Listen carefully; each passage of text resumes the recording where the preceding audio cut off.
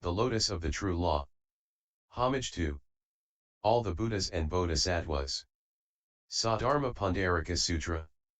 Translated by H. Kern, 1884. Sacred Books of the East, Vol. XXI. Sacred-texts.com. Chapter 7. Ancient Devotion. Of yore, monks, in the past, incalculable, more than incalculable, inconceivable, immense.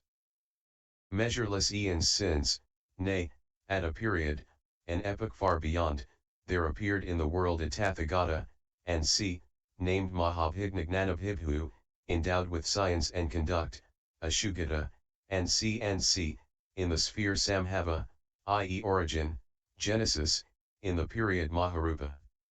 You ask, monks, how long ago is it that the Tathagata was born? Well, suppose some man was to reduce to powder the whole mass of the earth element as much as is to be found in this whole universe, that after taking one atom of dust from this world he is to walk 1,000 worlds farther in easterly direction to deposit that single atom, that after taking a second atom of dust and walking 1,000 worlds farther he deposits that second atom, and proceeding in this way at last gets the whole of the earth element deposited in eastern direction. Now, monks, what do you think of it? Is it possible by calculation to find the end or limit of these worlds? They answered, certainly not, Lord, certainly not, Shugata. The Lord said, on the contrary, monks, some arithmetician or master of arithmetic might, indeed, be able by calculation to find the end or limit of the worlds, both those where the atoms have been deposited and where they have not, but it is impossible by applying the rules of arithmetic to find the limit of those hundred thousands of myriads of eons, so long, so inconceivable, so immense is the number of eons which have elapsed since the expiration of that Lord, the Tathagata Mahabhignagnanabhibhu. Yet, monks, I perfectly remember that Tathagata who has been extinct for so long a time, as if he had reached extinction today or yesterday, because of my possessing the mighty knowledge and sight of the Tathagata. And on that occasion the Lord pronounced the following stanzas. 1. I remember the great seer Abhignagnanabhibhu, the most high of men, who existed many kotis of eons ago as the superior jina of the period. 2. If, for example, some men after reducing this universe to atoms of dust took one atom to deposit it 1,000 regions farther on. 3. If he deposited a second, a third atom, and so proceeded until he had done with the whole mass of dust, so that this world were empty and the mass of dust exhausted. 4. To that immense mass of the dust of these worlds, entirely reduced to atoms, I liken the number of eons past. 5. So immense is the number of kotis of eons past since that extinct Shugata, the whole of existing atoms is no adequate expression of it, so many are the eons which have expired since. 6. That leader who has expired so long ago, those disciples and bodhisattvas, I remember all of them as if it were today or yesterday. Such is the knowledge of the Tathagatas. 7. So endless, monks, is the knowledge of the Tathagata, I know what has taken place many hundreds of eons ago, by my precise and faultless memory. To proceed, monks, the measure of the lifetime of the Tathagata Mahabhignagnanabhibhu, the Arhat, and C was 5,400,000 myriads of kotis of eons. In the beginning when the Lord had not yet reached supreme, perfect enlightenment, and had just occupied the summit of the terrace of enlightenment, he discomfited and defeated the whole host of Mara, after which he thought, I am to reach perfect enlightenment. But those laws, of perfect enlightenment, had not yet dawned upon him. He stayed on the terrace of enlightenment at the foot of the tree of enlightenment during one intermediate kalpa. He stayed there a second, a third intermediate kalpa, but did not yet attain supreme, perfect enlightenment.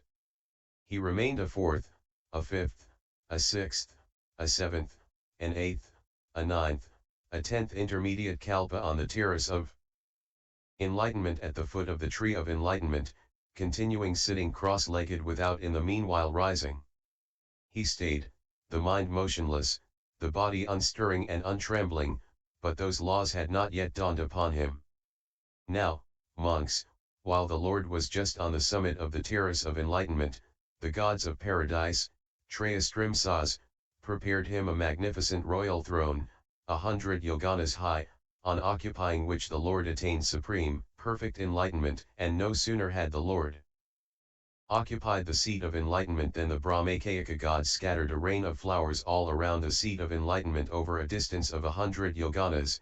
In the sky they let loose storms by which the flowers, withered, were swept away. From the beginning of the rain of flowers, while the Lord was sitting on the seat of enlightenment, it poured without interruption during fully 10 intermediate kalpas, covering the Lord. That rain of flowers having once begun falling continued to the moment of the Lord's complete nirvana. The angels belonging to the division of the 4 guardians of the cardinal points made the celestial drums of the gods resound. They made them resound without interruption in honor of the Lord who had attained the summit of the terrace of enlightenment. Thereafter, during fully 10 intermediate kalpas, they made uninterruptedly resound those celestial musical instruments up to the moment of the complete extinction of the Lord. Again, monks, after the lapse of 10 intermediate kalpas the Lord Mahabhignagnanabhibhu, the Tathagata, and c. reached supreme, perfect enlightenment.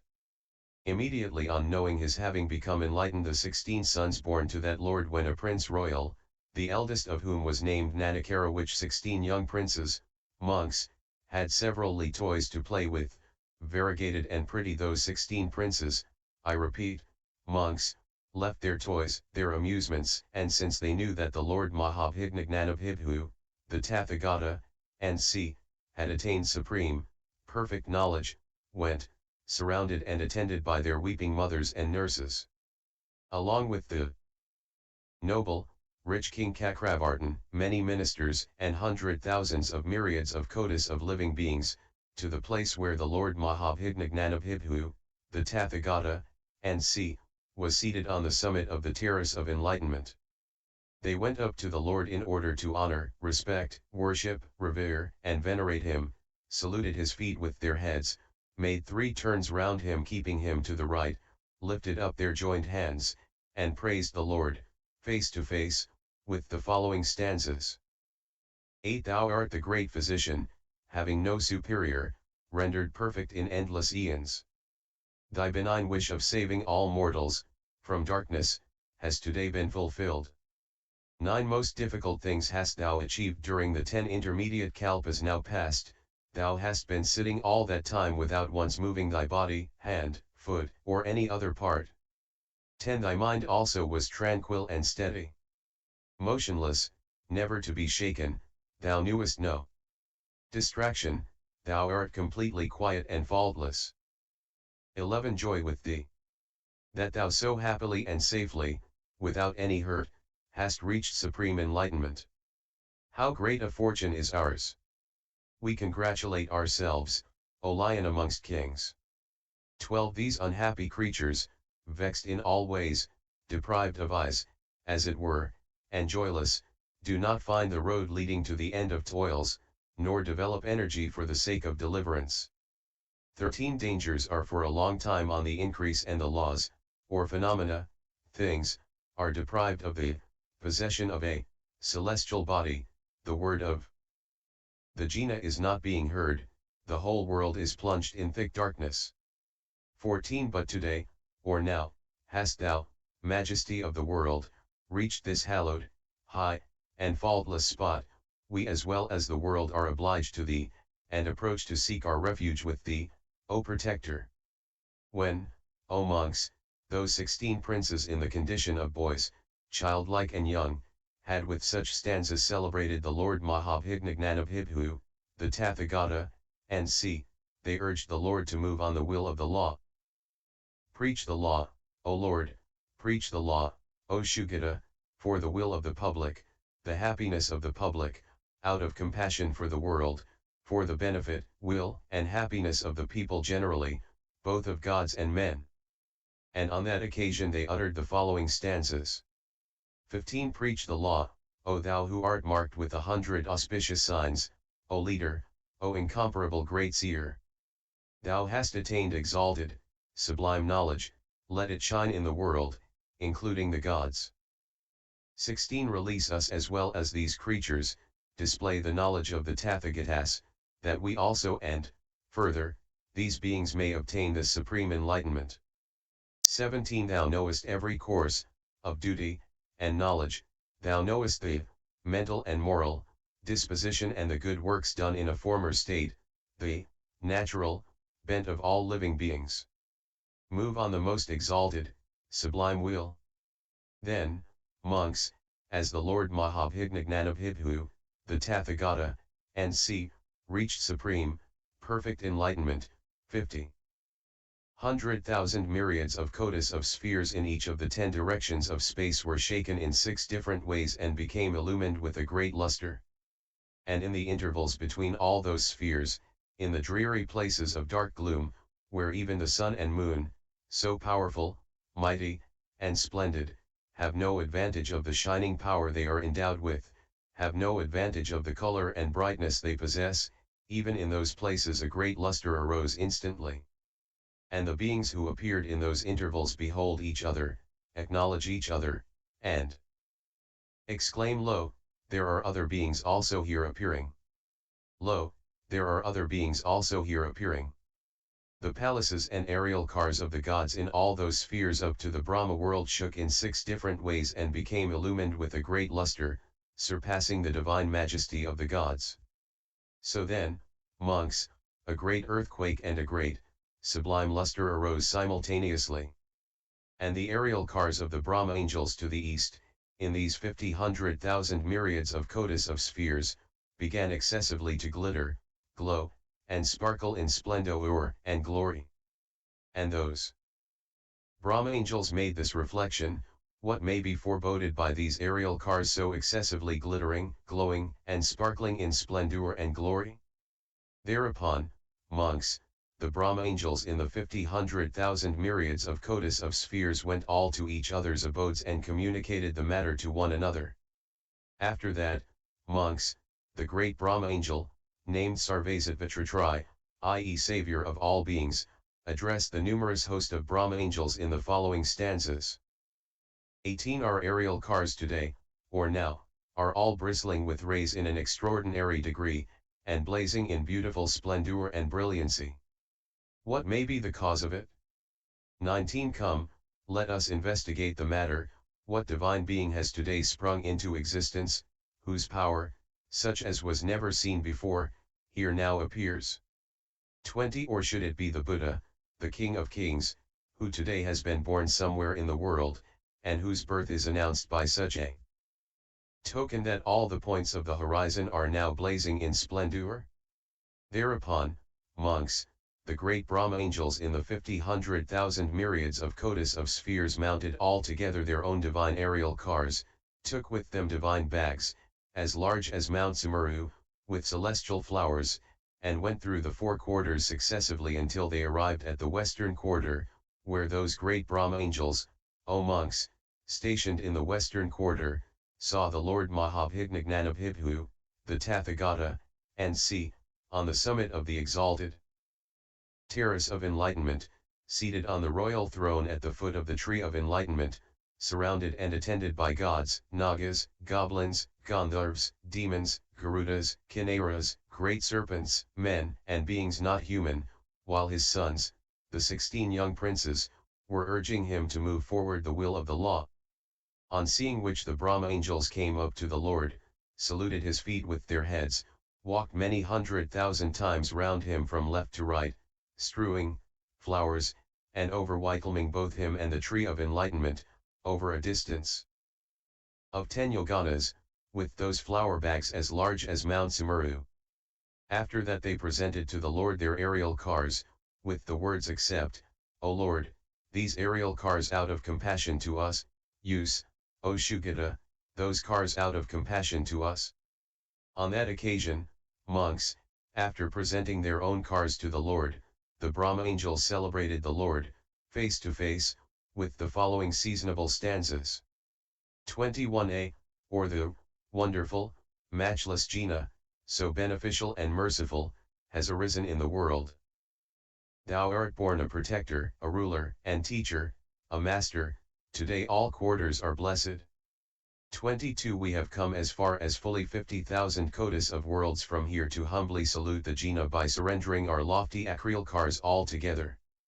23 We possess these variegated and bright cars, owing to previous works, accept them to oblige us, and make use of them to thine heart's content, O knower of the world. After the great Brahma angels, monks, had celebrated the Lord Mahabhignanabhibhu, the Tathagata, and see, face to face, with these seasonable stanzas, they besought him, saying, May the Lord move forward the will of the law. May the Lord preach final rest. May the Lord release all beings. Be favorable, O Lord, to this world. Preach the law, O Lord, to this world, including gods, maras, and Brahma angels, to all people, including ascetics, and Brahmans, gods, men, and demons. It will tend to the will of the public, to the happiness of the public, out of mercy to the world, for the benefit and happiness of the people at large, both gods and men. Thereupon, monks, those 50,100,000 myriads of kotis of Brahma angels address the Lord, with one voice, in common chorus, with the following stanza. 24 Show the law, O Lord, show it, O Most High of men. Show the power of thy kindness, save the tormented beings. 25 Rare is the light of the world like the blossom of the glomerated fig tree. Thou hast arisen, O great hero, we pray to thee, the Tathagata. And the Lord, O monks, silently intimated his assent to the Brahma angels. Somewhat later, monks, the aerial cars of the Brahma angels in the southeastern quarter in the 50,100,000 myriads of spheres began excessively to glitter, glow, and sparkle in splendor and glory. And those Brahma angels made this reflection, what may be foreboded by these aerial cars so excessively glittering, glowing, and sparkling in splendor and glory? Thereupon, monks, the Brahma angels in the 50,100,000 myriads of kotis of spheres went all to each other's abodes and communicated the matter to one another. After that, monks, the great Brahma angel, named Adhimatrakaronika, i.e. exceedingly compassionate, addressed the numerous host of Brahma angels with the following stanzas. 26 What foretoken is it we see today, or now, friends? Who or what is foreboded by the celestial cars shining with such uncommon glory? 27 May, perhaps, some blessed divine being have come hither, by whose power all these aerial cars are illumined. 28 Or may the Buddha, the most high of men, have appeared in this world, that by his power these celestial cars are in such a condition as we see them? 29 Let us all together go and search, no trifle can be the cause of it, such a foretoken, indeed, was never seen before. 30 Come, let us go and visit kotis of fields, along the four quarters, a Buddha will certainly now have made his appearance in this world. Thereupon, monks, the great Brahma angels in the 50,100,000 myriads of kotis of spheres mounted all together their own divine aerial cars, took with them divine bags, as large as Mount Sumeru, with celestial flowers, and went through the four quarters successively until they arrived at the northwestern quarter, where those great Brahma angels, stationed in the northwestern quarter, saw the Lord Mahabhignanabhibhu and see, as above till compassion to us. On that occasion, monks, after presenting their own cars to the Lord the Brahma angels, celebrated the Lord, face to face, with the following seasonable stanzas. 31 Homage to thee, matchless great seer, chief god of gods, whose voice is sweet as the lark's. Leader in the world, including the gods, I salute thee, who art so benign and bounteous to the world. 32 How wonderful, O Lord, is it that after so long a time thou appearest in the world. 80 complete eons this world of the living was without Buddha. 33 It was deprived of the most high of men, hell was prevailing and the celestial bodies constantly went on waning during 80 complete eons. 34 But now he has appeared, owing to our good works, who is, our, I, refuge, resting place, protection, father, and kinsman, he, the benign and bounteous one, the king of the law. After the great Brahma angels, monks, had celebrated the Lord Mahabhignanabhibhu, the Tathagata, and face to face, with these seasonable stanzas, they besought him, may the Lord move forward the will of the law, as above till both gods and men. Thereupon, monks, those 50,100,000 myriads of cotis of Brahma angels addressed the Lord, with one voice, in common chorus, with the following stanzas. 35 Move forward the exalted will, O great ascetic. Reveal the law in all directions, deliver all beings oppressed with suffering, produce amongst mortals gladness and joy. 36 Let them by hearing the law partake of enlightenment and reach divine places. Let all shake off their demon body and be peaceful, meek, and at ease.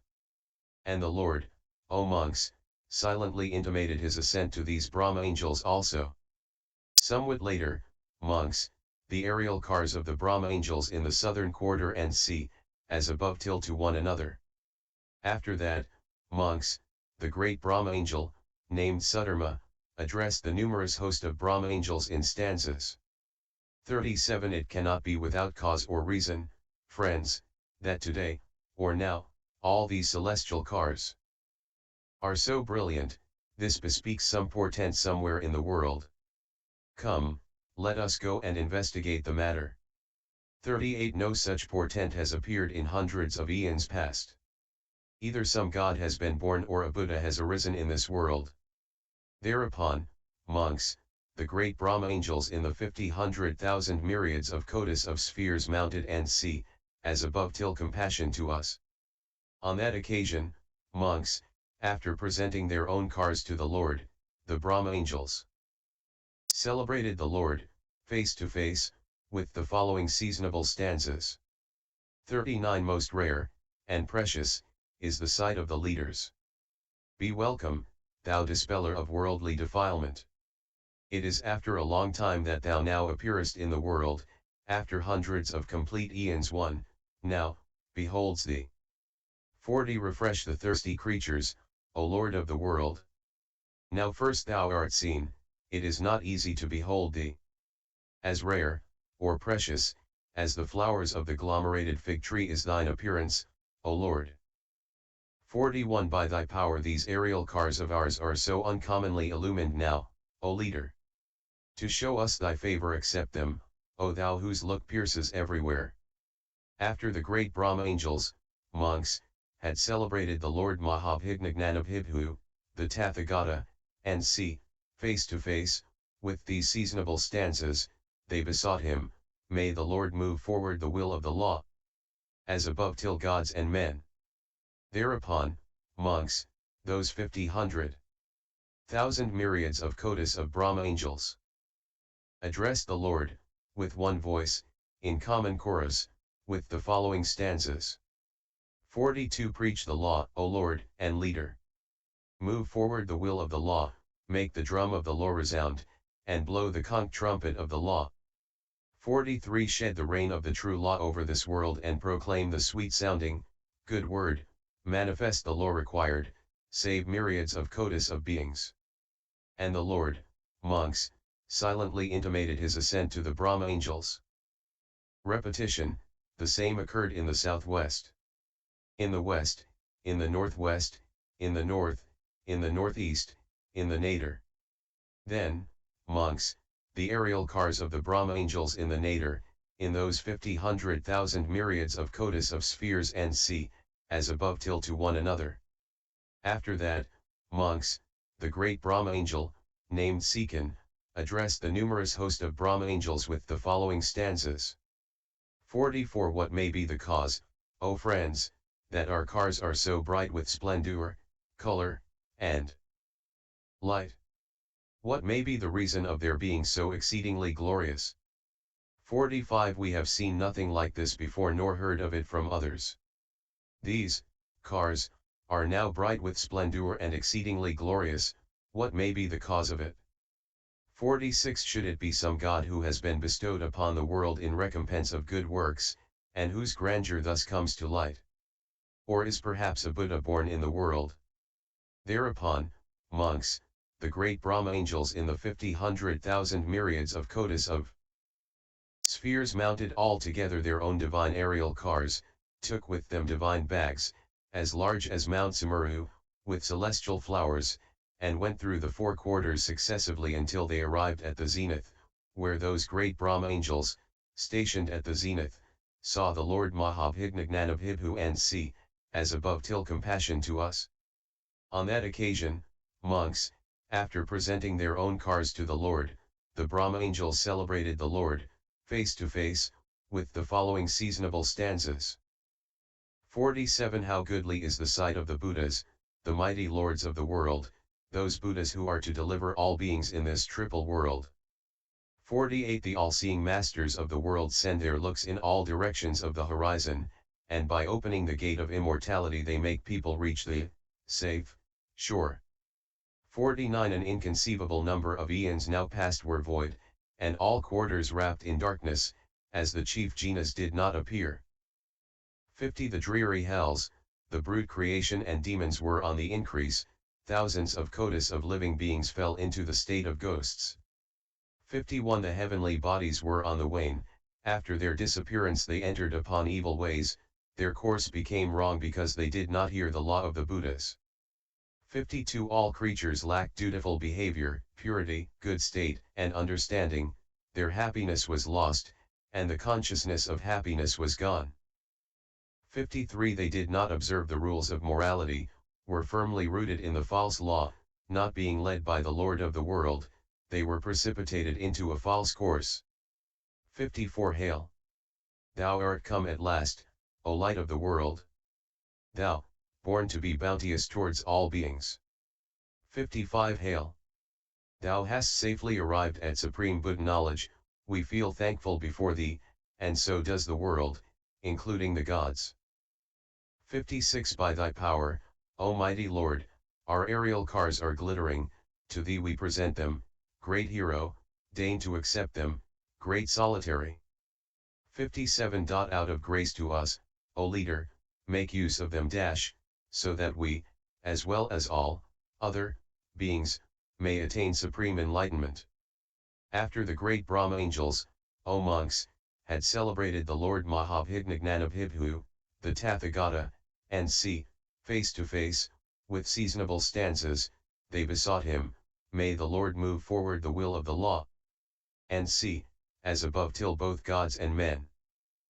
Thereupon, monks, those 50,100,000 myriads of kotis of Brahma angels addressed the Lord, with one voice, in common chorus, with the following two stanzas. 58 Move forward the exalted, unsurpassed will. Beat the drum of immortality. Release all beings from hundreds of evils, and show the path of nirvana. 59 Expound the law we pray for, show thy favor to us and this world.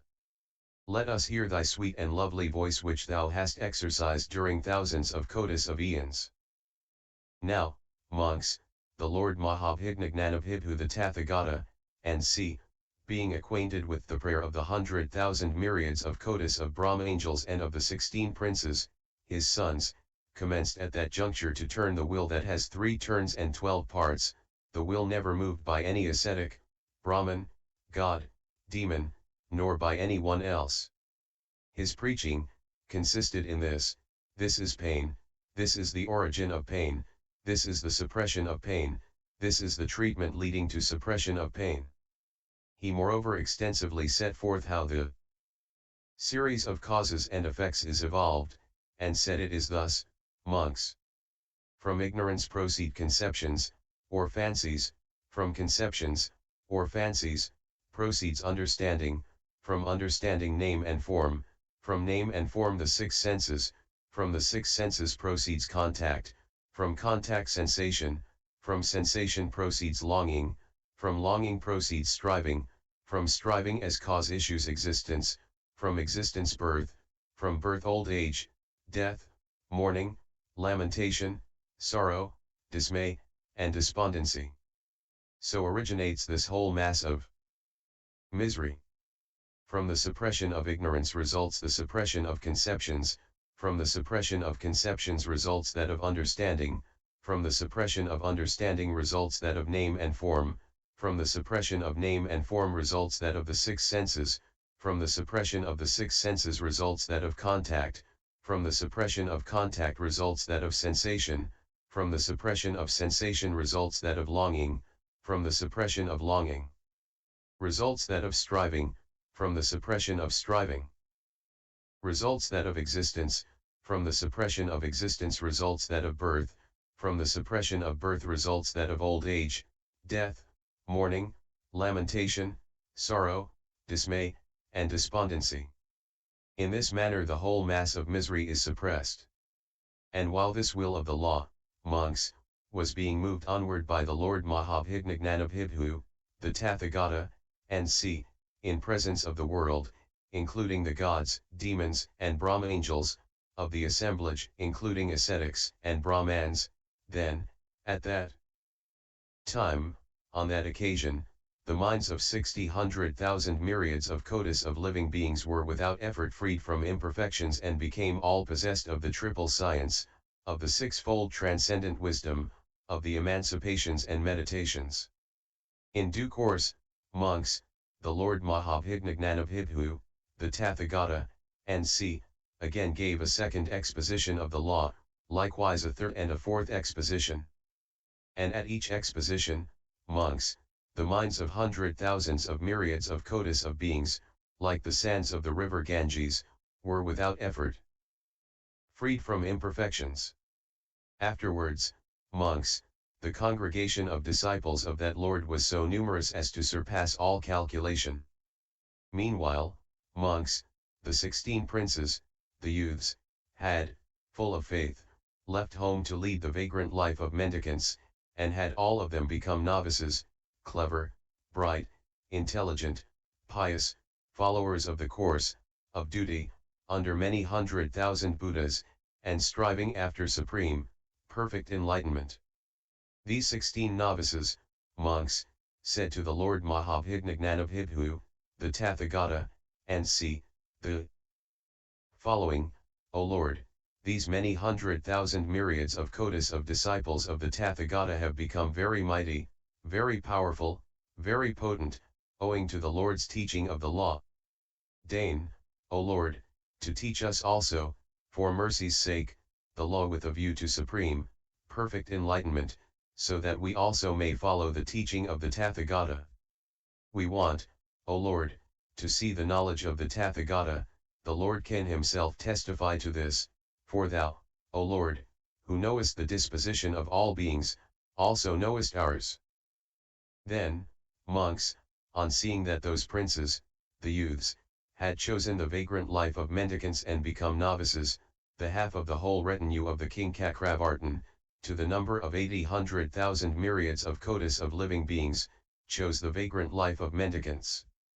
Subsequently, monks, the Lord Mahabhignagnanabhibhu, the Tathagata, and see, viewing the prayer of those novices at the lapse of 20,000 eons, amply and completely revealed the Dharmapariyaya called the Lotus of the True Law, a text of great extent, serving to instruct bodhisattvas and proper for all Buddhas, in presence of all the four classes of auditors. In course of time, monks, those 16 novices grasped, kept, and fully penetrated the Lord's teaching. Subsequently, monks, the Lord Mahabhignagnanabhibhu, the Tathagata, and see, foretold those 16 novices their future destiny to supreme, perfect enlightenment. And while the Lord Mahabhignagnanabhibhu, the Tathagata, and see, was propounding the Dharmapariyaya of the Lotus of the True Law, the disciples as well as the 16 novices were full of faith, and many 100,000 myriads of kotis of beings acquired perfect certainty. Thereupon, monks, after propounding the Dharmapariyaya of the Lotus of the True Law during 8,000 eons without interruption, the Lord Mahabhignagnanabhibhu, the Tathagata, and see, entered the monastery to retire for the purpose of meditation, and in that retirement, monks, the Tathagata continued in the monastery during 84,000 kotis of eons. Now, monks, when the 16 novices perceived that the Lord was absorbed, they sat down on the seats, the royal thrones which had been prepared for each of them, and amply expounded, during 84,000 myriads of kotis, the dharmapariyaya of the lotus of the true law to the four classes. By doing this, monks, each of those novices, as bodhisattvas fully developed, instructed, excited, stimulated, edified, confirmed in respect to supreme, perfect enlightenment 60x 60,100,000 myriads of kotis of living beings, equal to the sands of the river Ganges. Now, monks, at the lapse of 84,000 eons the Lord Mahavijnanabhibhu, the Tathagata, and see, rose from his meditation, in possession of memory and consciousness, whereafter he went up to the seat of the law, designed for him, in order to occupy it. As soon as the Lord had occupied the seat of the law, monks, he cast his looks over the whole circle of the audience and addressed the congregation of monks. They are wonderfully gifted, monks, they are prodigiously gifted, these 16 novices, wise, servitors to many 100,000 myriads of kotis of Buddhas, observers of the course, of duty, who have received Buddha knowledge, transmitted Buddha knowledge, expounded Buddha knowledge. Honor these 16 novices, monks, again and again, and all, be they devoted to the vehicle of the disciples, the vehicle of the Pratyeka Buddhas, or the vehicle of the Bodhisattvas, who shall not reject nor repudiate the preaching of these young men of good family, O monks, shall quickly gain supreme, perfect enlightenment and obtain Tathagata knowledge. In the sequel also, monks, have these young men of good family repeatedly revealed this dharmapariyaya of the lotus of the true law under the mastership of that Lord. And the 60x 60,100,000 myriads of kotis of living beings, equal to the sands of the river Ganges, who by each of the 16 novices, the Bodhisattvas Mahasattvas, in the quality of Bodhisattva, had been roused to enlightenment, all those beings followed the example of the 16 novices in choosing along with them the vagrant life of mendicants. In their several existences, they enjoyed their sight and heard the law from their mouth. They propitiated 40 kotis of Buddhas, and some are doing so up to this day. I announce to you, monks, I declare to you, those 16 princes, the youths, who as novices under the mastership of the Lord were interpreters of the law, have all reached supreme, perfect enlightenment, and all of them are staying, existing, living even now, in the several directions of space, in different Buddha fields, preaching the law to many 100,000 myriads of kotis of disciples and bodhisattvas, to wit, in the east, monks, in the world Abhirathi the Tathagata named Akshobhya, the Arhat, and C, and the Tathagata Marukuta, the Arhat, and C. In the southeast, monks, is the Tathagata Simhagasha, and C, and the Tathagata Simhadvaga, and C. In the south, monks, is the Tathagata named Akasapradishthita, and C, and the Tathagata named Nityaparinirvrita, and C. In the southwest, monks, is the Tathagata named Indradvaga, and C, and the Tathagata named Brahmadvaga, and C.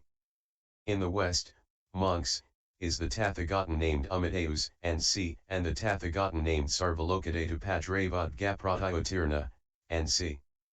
In the northwest, monks, is the Tathagata named Tamalapatrakandanagantabhigna, and C, and the Tathagata Marukalpa, and C.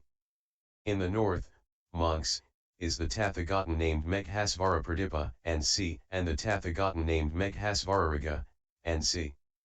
In the northeast, monks, is the Tathagata named Sarvalokabhayajitakamiditpavitbamsanika Ra, the Arhat, and C, and, the 16th, myself. Sakyamuni, the Tathagata, the Arhat, and C, who have attained supreme, perfect enlightenment in the center of the Saha world. Further, monks, those beings who have heard the law from us when we were novices, those many 100,000 myriads of kotis of beings, numerous as the sands of the river Ganges, whom we have severally initiated in supreme, perfect enlightenment, they are up to this day standing on the stage of disciples and matured for supreme, perfect enlightenment. In regular turn they are to attain supreme, perfect enlightenment, for it is difficult, monks, to penetrate the knowledge of the Tathagatas. And which are those beings, monks, who, innumerable, incalculable like the sands of the Ganges, those 100,000s of myriads of kotis of living beings, whom I, when I was a bodhisattva under the mastership of that Lord, have taught the law of omniscience. Yourselves, monks, were at that time those beings. And those who shall be my disciples in future, when I shall have attained complete nirvana, shall learn the course, of duty, of bodhisattvas, without conceiving the idea of their being bodhisattvas. And, monks, all who shall have the idea of complete nirvana, shall reach it. It should be added, monks, as I stay under different names in other worlds, they shall there be born again seeking after the knowledge of the Tathagatas, and there they shall anew hear this dogma, the complete nirvana of the Tathagatas is but one, there is no other, no second nirvana of the Tathagatas. Herein, monks, one has to see a device of the Tathagatas and a direction for the preaching of the law. When the Tathagata, monks, knows that the moment of his complete extinction has arrived, and sees that the assemblage is pure, strong in faith, penetrated with the law of voidness, devoted to meditation, devoted to great meditation, then, monks, the Tathagata, because the time has arrived, calls together all bodhisattvas and all disciples to teach them thus, there is, O monks, in this world no second vehicle at all, no second nirvana, far less a third. It is an able device of the Tathagata, monks, that on seeing creatures far advanced on the path of perdition, delighting in the low and plunged in the mud of sensual desires, the Tathagata teaches them that nirvana to which they are attached. By way of example, monks, suppose there is some dense forest 500 yoganas in extent which has been reached by a great company of men.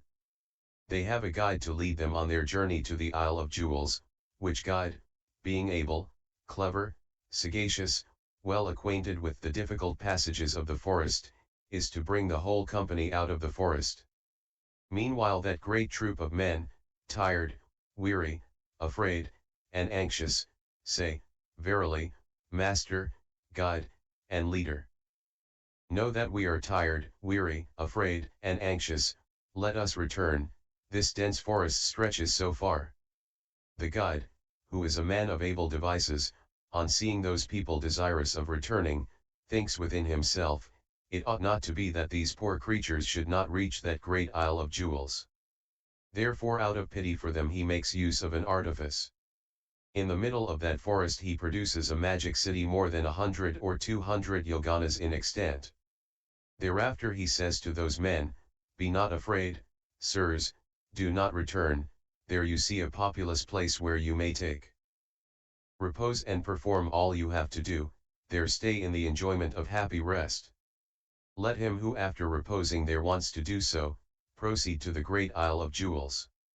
Then, monks, the men who are in the forest are struck with astonishment, and think, we are out of the forest, we have reached the place of happy rest, let us stay here.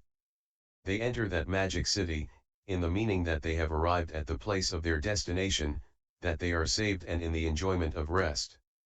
They think, we are at rest, we are refreshed.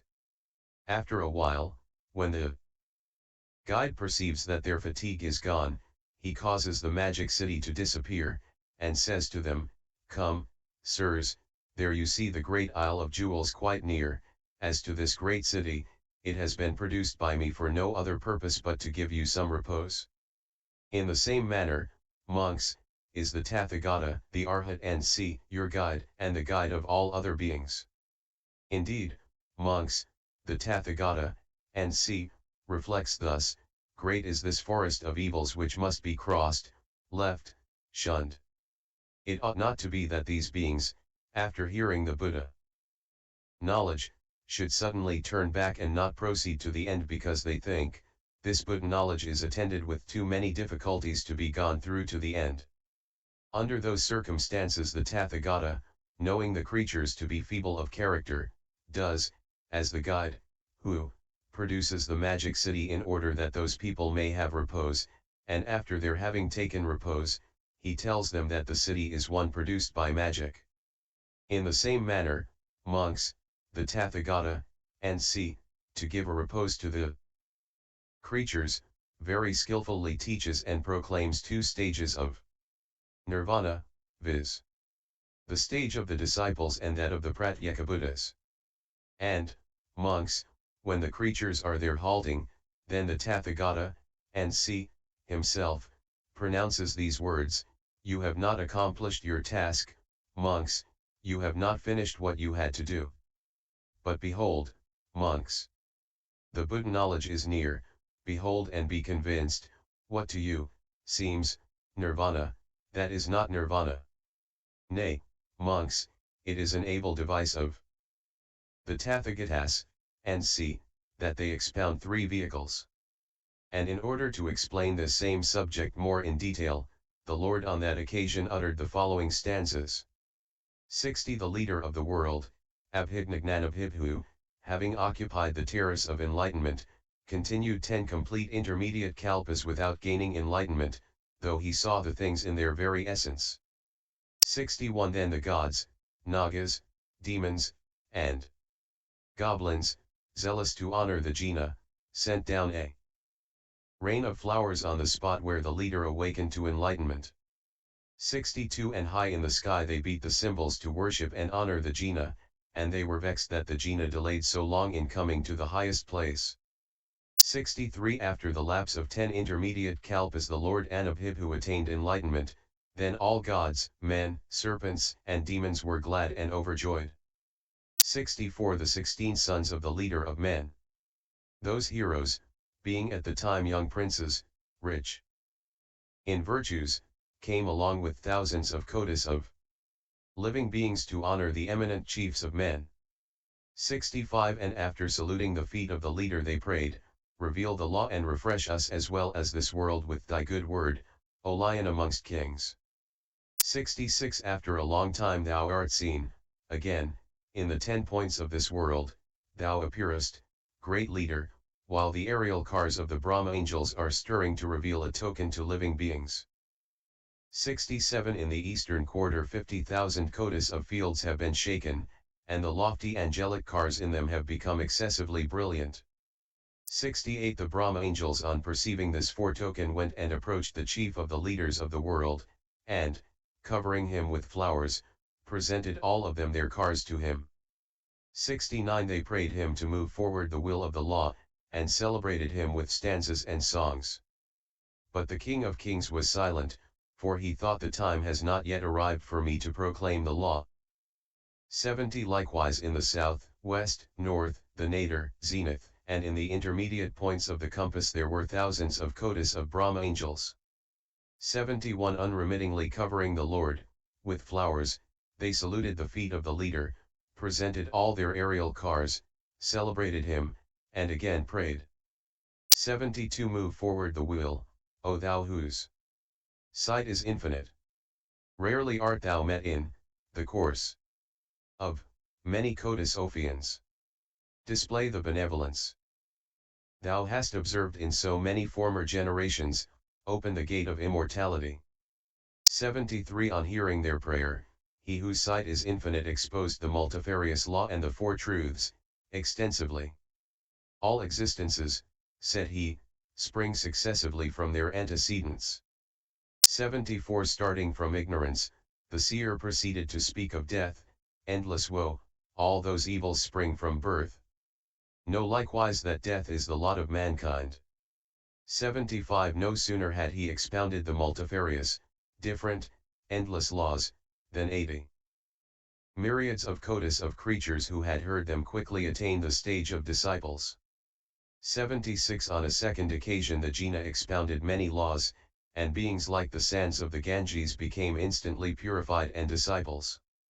77 From that moment the assembly of that leader of the world was innumerable, no man would be able to reach the term of its number, even were he to go on counting for myriads of kotas of eons.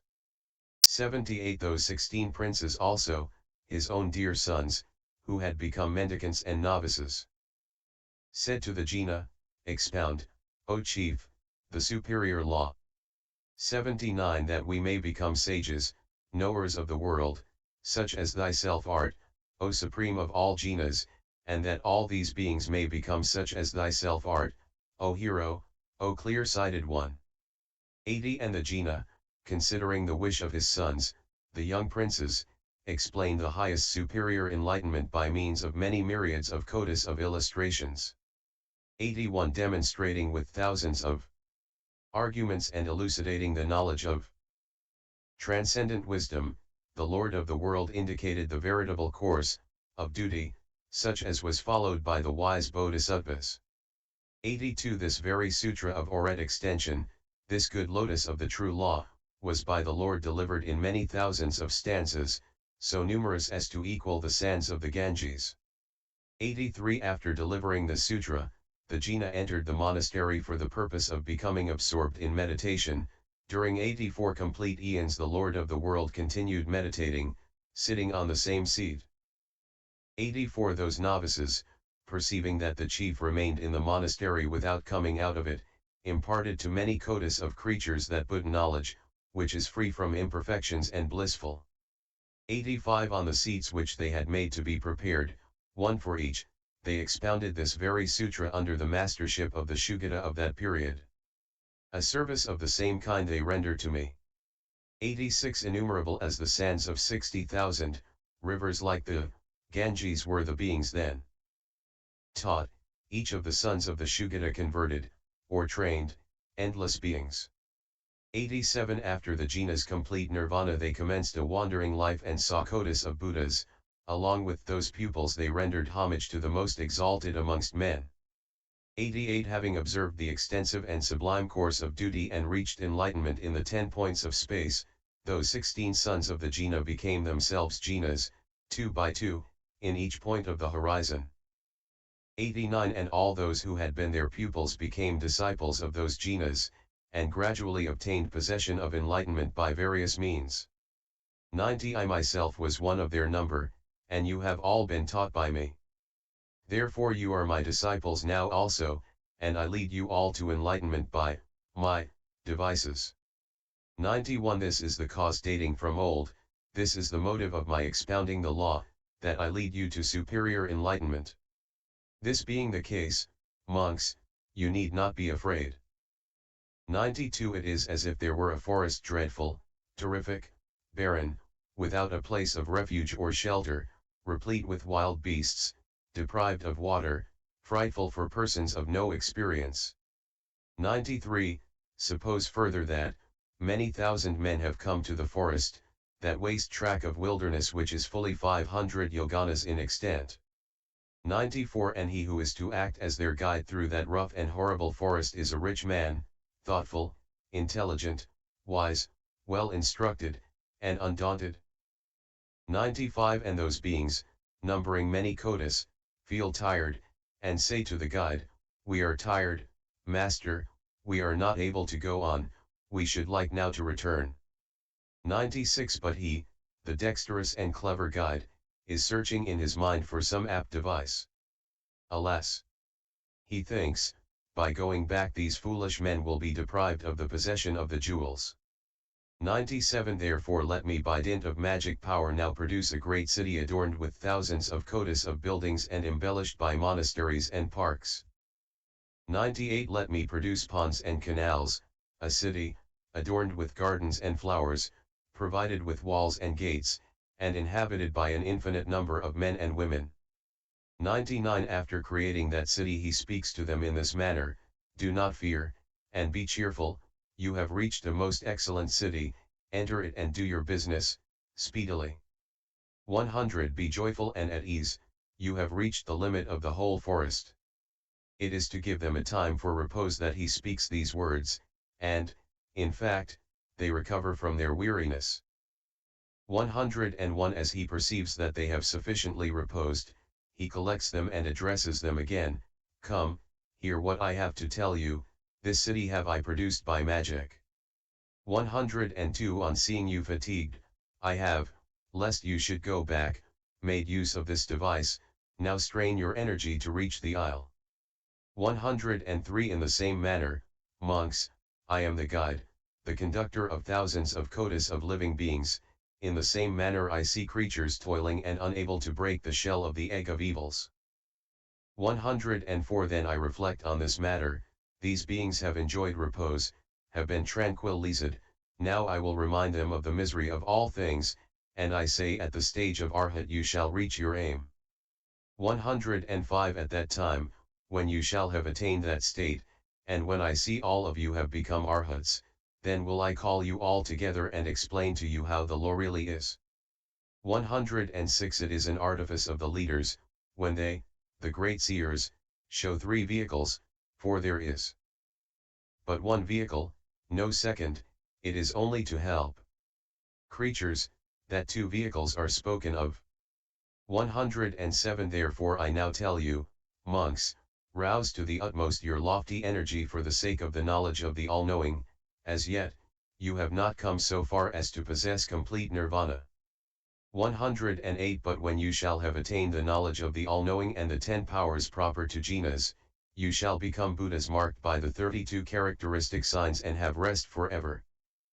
109 Such is the teaching of the leaders, in order to give quiet they speak of repose, but, when they see that, the creatures, have had a repose, they, knowing this to be no final resting place, initiate them in the knowledge of the all-knowing. And LSX 07.